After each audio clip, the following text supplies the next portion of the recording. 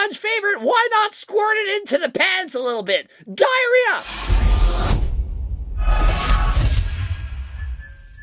Coach Greg, in today's video, guess who's back? Derek's back, and he's taking on Big Pharma. That's right, he's going after the big dogs. And so his latest video, it's called The Dark Side of Ozempic. He lays out in detail, 38 minutes, exactly all the negative side effects and the reasons why you should be very careful if you want to take this drug. And so there are various forms of semaglutides, and I'm going to the glasses. Tirzepatide, Wegovy, Ozempic, the list goes on and on. But in general, what they all do is they are given to people to help them to lose weight and to control type 2 diabetes. The net outcome of these compounds is going to be appetite suppression. At the end of the day, that's what a lot of people are using this stuff. And so at the end of the day, what do? Well, they help control your appetite, and as a result, you eat fewer calories and you lose weight. Fantastic, right? That's the magic pill or injection we've all been looking for. Well, be careful what you wish for. You have the likes of the Kardashians supposedly are using it, and then even Elon Musk, seemingly. And so we have some of the most famous people in the world, the Kardashians, Elon Musk, talking about, wow, this is amazing. Help me to lose weight. Look at how much better I look now. And so the world has taken note, and people are trying everything in their power to take these drugs. But they are very expensive. And are they in fact healthy? Well, what does the research say? Hey Elon, what's your secret? You look awesome, fit, ripped, and healthy. Lifting weights, eating healthy. And Elon's response is not eating and using a drug that makes me not hate not eating. And so the people reading that are thinking, oh my goodness, it's finally here. The weight loss drug we've all been looking for. But is it really? Careful what you've been wishing for. Rapper Zuby shares his thoughts on new weight loss jab being prescribed to healthy people by online pharmacies. Elon responds. He's like, dude, it actually works. And so aside from some of the negative side effects, the nausea, the vomiting, the diarrhea, the upset stomach, all those negative side effects, there's still several things people have not spoken about, at least not in any great detail, as to why Ozempic and these other types of semaglutides are not, shall we say, ideal. A backhanded negative of the positive is the pharmacokinetic profile. Adherence to this drug is much higher because it has a once-a-week injection schedule. So it will take literally 1 pin a week, and you have this stuff peaked in your system. And so the problem is, just like if you inject testosterone, if you inject Ozempic or these other drugs all at once in a large dose, you get a huge spike in your body. This results in several of these negative side effects. If you were to do the injections daily at much lower doses, you would experience far fewer peaks and valleys and therefore less negative side effects. However, most people, they're not going to be willing to do it daily. They're much less likely to adhere to the dosing protocol and therefore more likely to discontinue. This thing comes out with such aggressive velocity to shoot into your system with this auto-injector, you are not doing less. You're not going to be able to manipulate anything. And so imagine you're injecting Wegovy at 2.4 milligrams once a week. Why not do that in divided doses at least twice a week, if not on a daily schedule? But perhaps they didn't think of that. People, they don't want to have to pin themselves every single day, and so much easier to do it once a week. But the result is several negative side effects. There are certain individuals that have a disproportionate loss in muscle,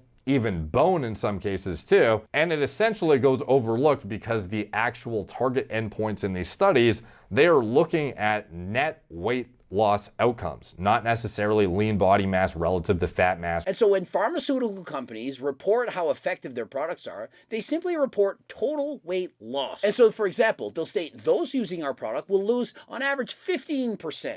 And so if you weigh 200 pounds, it's 30. If you weigh 300 pounds, that's 45. Or they might say you've lost 20%.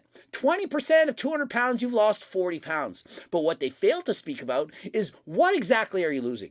Is it fat, muscle, water? What are you losing? But the consumer, all they see is the end result. You lost 40 pounds and you weighed 200? Wow, that's fantastic. You went from 200 to 160. The problem is you went from being fat to now skinny fat. Why? Because, well, the majority of what you lost is water and or lean tissue, not fat. Imagine only 1/3 of the weight loss coming from fat and 2/3 from lean tissue. And so, yeah, you went from 300 pounds to 240. You lost 60 pounds. Congratulations. But you only lost 20 pounds of fat. And you lost 40 pounds of muscle and or water. And so in reality, what you wanted to have lost is 20 pounds of fat and no muscle.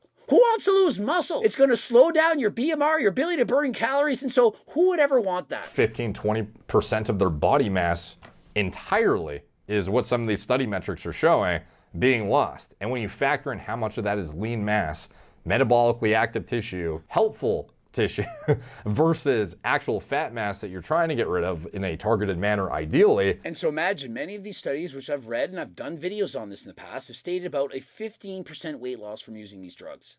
And so imagine if 10 out of the 15% is in fact water and or muscle and only 5% is fat. Imagine the headlines. If you knew that the drug only caused a 5% reduction in body fat, would you be as excited as if it said you can lose 15% of your weight?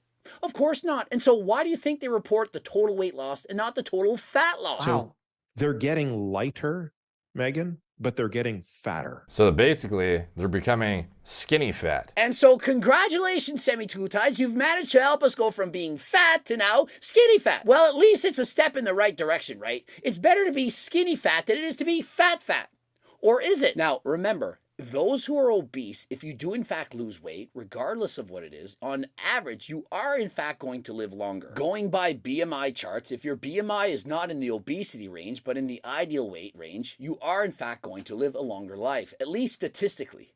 But there are other negative side effects that have been shown to be the result of these various semaglutides, namely your heart rate. Consider that on average, the reports show an increase in heart rate of 1 to 4 beats per minute at baseline. And so why is this? Imagine you've lost the weight, perhaps 15% of your body weight. You were 200 pounds, you've lost 30, you're now 170. And yes, a lot of it was in fact muscle tissue, but some of it was in fact fat. And so how is it that your heart rate has now gone up? When you decrease your body weight, there are less demands on the heart and your heart rate should in fact go down. If you were to measure your resting heart rate, go on a diet and measure it at the end of your diet, your heart rate should have gone down.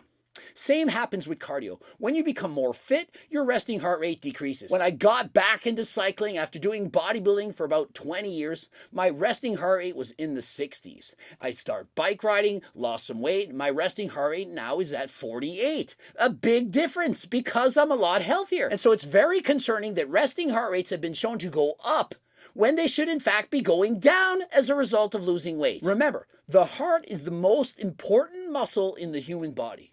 It's one thing to lose some size in your delts, the biceps, the pectorals, the quads, but quite another to negatively impact the functioning of the human heart. The heart should be our number one priority when you consider the various muscles in the human body. And so you can see, based on the chart, in comparison to placebo, clearly there's a difference. Clearly these products are helping people lose weight. We see stats in the ranges of around 15% to even over 20% in higher doses. That is astounding. That is a dramatic loss in body weight. But as we said, 2/3 is lean tissue, only 1/3 of that is fat. That is horrible. And look at the negative side effects. This is shocking to me. You see the red graph, nausea? We see ranges of around 25 to 35% for tirzepatide, and Wegovy even worse, about 45% who experience nausea. 45%! That's worse than going on a fishing boat in the stormy seas.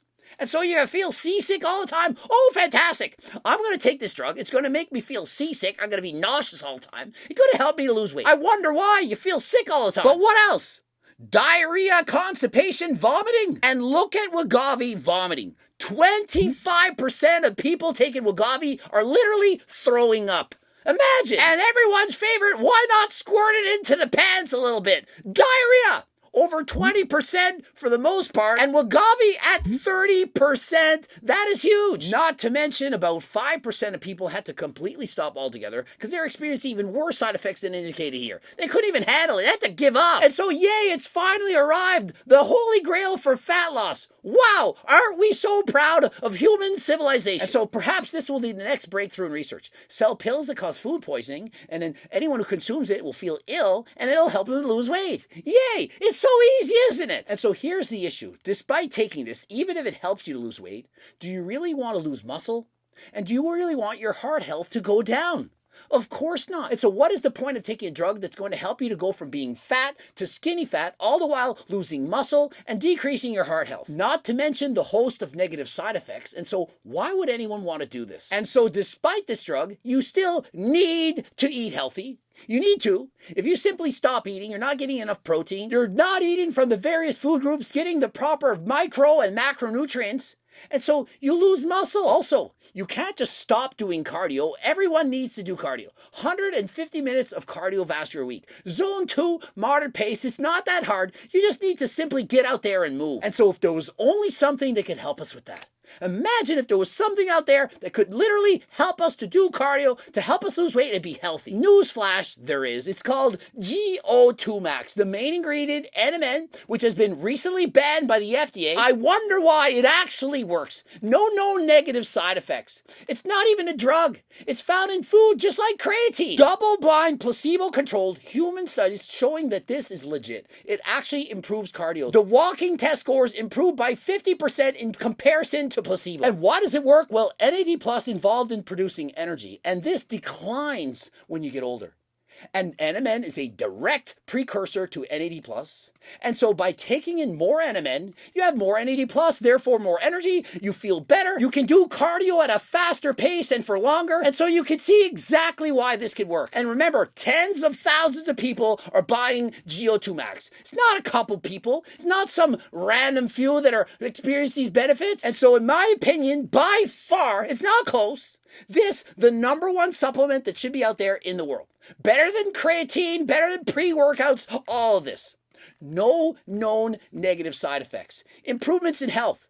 Better sleep, decreased blood pressure, lower cholesterol. This has been discussed on the Joe Rogan podcast featuring Andrew Huberman and others. The benefits of NMN are through the roof, but it is in fact banned on Amazon. Can't get it on Amazon. And why? Well, pharmaceutical companies, they want to be able to sell this as a drug. They do. It's not banned by WADA. You're not cheating if you're using this in sporting competition. And so imagine not using this. If you use any supplement whatsoever, this is the one.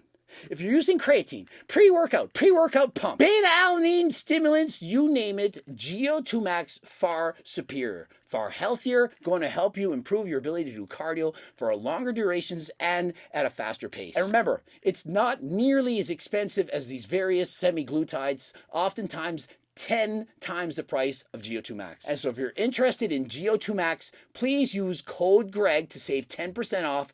Click the link in the description. And so please remember, be careful what you wish for. You wish you could lose 60 pounds. You're overweight. But if I told you you could lose 60 pounds, but only 20 of it was going to be from fat, would you really want that to happen? That hard-earned lean body mass, that muscle that you worked your entire life to achieve, do you really want to lose it? Do you want to lower your BMR, your ability to burn calories? You'll have to eat less. And remember, if you go off of these various semaglutides, what do you think is going to happen? You're going to regain all of the weight and more. You've lost your ability to burn calories, your metabolism is slowed down, and so if you want to keep the weight off using these various semaglutides, you're going to have to use it for the rest of your life. With GO2 Max, you're not dependent on it. Just think of it. You use this product, you go out and exercise more. You exercise harder than last time. You get in better shape. Your resting heart rate, you should expect it to go down, not up. And because you're doing more cardio, you're burning off more calories, what do you think is going to happen to your weight? You're burning calories, you're going to be in a calorie deficit, you're going to lose weight. And because you're doing cardio, you're going to lower, that's right, decrease your body's genetic set point. And so perhaps you're 200 pounds right now. You're doing cardio because you're active. Rather than your body wanting to weigh 200, perhaps it wants to weigh 180. It's a natural evolutionary mechanism. You're out there doing cardio, moving around. Your body recognizes this. It says, we got to weigh less. Make it easier on the guy. And so let's not send as many signals to eat.